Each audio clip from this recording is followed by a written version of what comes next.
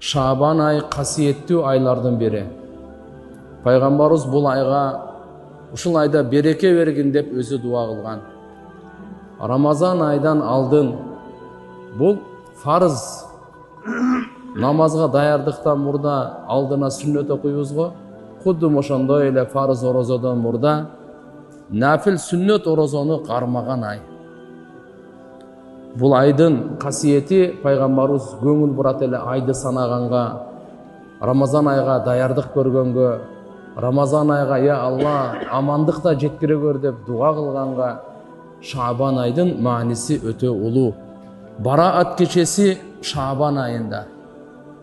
Бараат кечеси деп коет туугандар. Бараат дегени бул күнөөдөн арылган, тазаланган кече. 15 Шабан айы Бараат кечеси. Bir жылдык чечим чыгат. Şu bir жылдын ичинде дүйнөгө ким келет? Бул дүйнөдөн ким кетет? Ким ооруйт, ким шыпа табат? Ким канча ырыскы жейт? Риваяттарда келет, ким ажылык кылат, кылбайт? Ушу bir жылдын чечими ушу Шабан айдын 15-inde чыгат.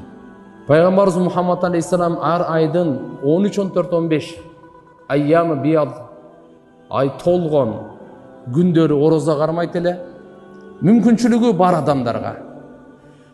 Бул жерде Бараат кечесинин орозосу дагы алдын ала бар. 13, 14, 15 дагы бар. Анан эң негизи эле Рамазандан алдын өзүбүздү кичине сынап да көрүп алабыз. Мен даярмынбы, даяр эмесминби?